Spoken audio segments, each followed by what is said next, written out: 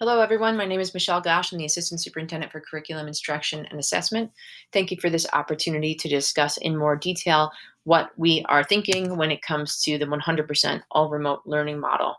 We will run through what this model looks like in grades K through 5, as well as at the middle school and at the high school. We had four guiding principles that we used as a framework when we were designing all the different instructional delivery models this year, including hybrid and 100% remote. The first guiding principle has to do with regular and substantive interaction between teachers and students.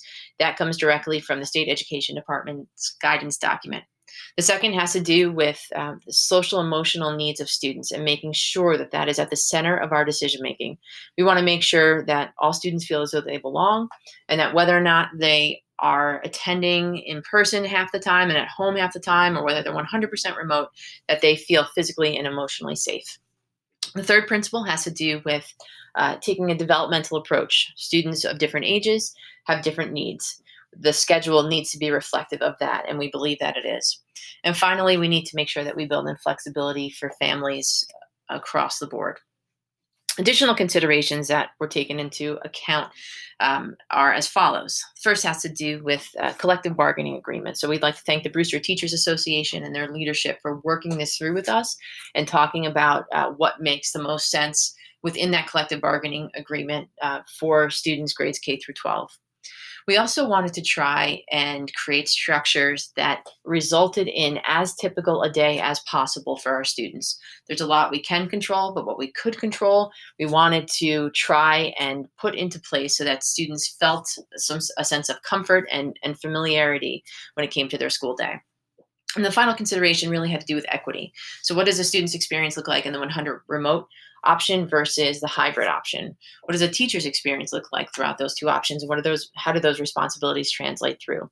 So, these were all considerations that we took into account in addition to our guiding principles in order to create the schedules that we have created.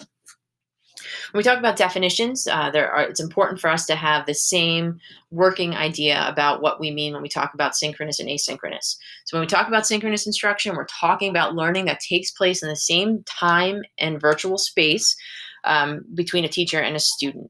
Please know that synchronous learning could be one-on-one between teacher and student. It could be small group. It could be whole group. That's synchronous instruction. Asynchronous instruction is learning that takes place at a different time between teacher and student. And finally, asynchronous activities are activities that are done independent of the teacher, that is built on the work that was done and the instruction that was done either synchronously or asynchronously.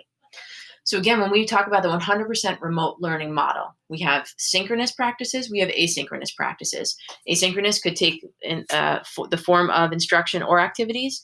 And synchronous, again, please know that it could mean the teacher with a whole group. It could mean the teacher with a small number of students. It could mean just the teacher working with a student one-on-one. All right, some caveats before we move into this. This is a very fluid situation. We want to make sure that we are responsive and we're doing what's best for students. So we are constantly going to be reevaluating this. And as a result of that reevaluation, some things may change, such as subject area allocations. Maybe we'll find we need more time for math, or we need less time for another subject area. So what I'm presenting to you now is what we're starting with in September, and that could change along the way. Just in a similar vein, we might need to adjust the number of synchronous and asynchronous minutes because, again, we want to make sure we are responsive to the needs of our students. And finally, we want to make sure that teachers have a degree of autonomy within set parameters to do what they feel is best for the students in front of them, even when the students in front of them are in front of them virtually. So we're giving our teachers some autonomy in order to do that. And again, we'll make sure that we are present administratively in order to support this process. All right, so thinking about the K-5 school day, here's what we need in terms of expectations. K-5, 9 o'clock, you need to be up and ready. 3:30, you're done. This is at the K-5 level. Those hours, of course, will vary at the middle school and at the high school. Please know that when the teacher says this is the time or we are synchronous, you need to be available. You need to log in, whether it's through Zoom or through Google Meets, and you need to be ready for learning. And when we say ready for learning, please don't be in bed. Please don't have your pajamas on. Please be up in a learning space, ready to attend to your schooling. There are set blocks of time where asynchronous activities will be asked. Well, your teacher will ask for asynchronous activities to be done. We are again asking that you do that. Have a degree of responsibility, or show that responsibility in getting your work done and reaching out as needed.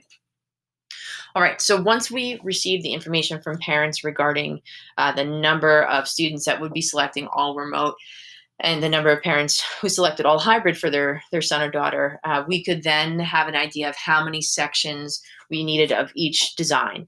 So please know that at the K-5 level, we have all remote sections, and there are multiple all remote sections at each grade level. We have met with the teachers, and we have let them know the parameters within a range of minimum to maximum minutes for synchronous and asynchronous. And again, this is going to be a blended learning approach. That's what is in the research, and that is what we know is best practice. Special areas at the K-5 level, students will still have their special areas. Some of it may be synchronous, some asynchronous, but we will have more, the actual teachers will give you more specifics on that.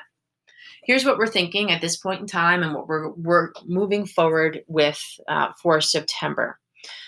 So this talks about the number of minutes that students will be working on a given subject area. So this could be 90 minutes of ELA, but that could be broken down by 60 minutes synchronous one day, 30 minutes asynchronous another day, or all 90 minutes asynchronous, depending on how the teacher frames it. But as you can see here, we have all the subject areas that you would in a typical in-person school day at the K-5 area. K-5 levels, I should say. Please also know that for intervention and enrichment, that is still there. That is a synchronous option for students to link into. As I mentioned before, special areas will still take place, and lunch and recess is still 60 minutes in a student's day. Okay, so this is a sample schedule at the K-5 level. Not a single schedule may look like this, but this is what it could look like in terms of time allocation. The green represents synchronous time. The yellow represents asynchronous time. So you can see on Monday of this particular week, you have synchronous activity between the teacher and the student at the same time between 9 o'clock and 10:20 for morning meeting and for ELA. You have asynchronous instruction and activities that are happening between 10:20 to 2:10, and at 2:10 it picks back up with some synchronous activities for IE, or intervention enrichment, and then for science and social studies. Moving into Tuesday, that shifts a little bit. So we have morning meeting, which again is all synchronous every morning.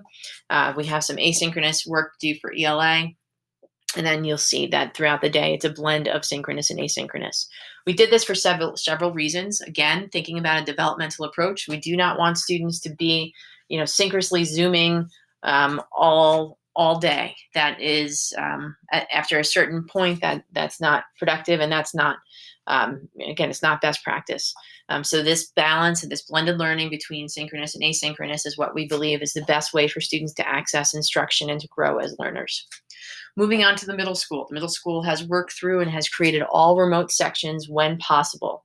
However, that's not always possible, and when that's the case, we would have students that would remote in during their core area time.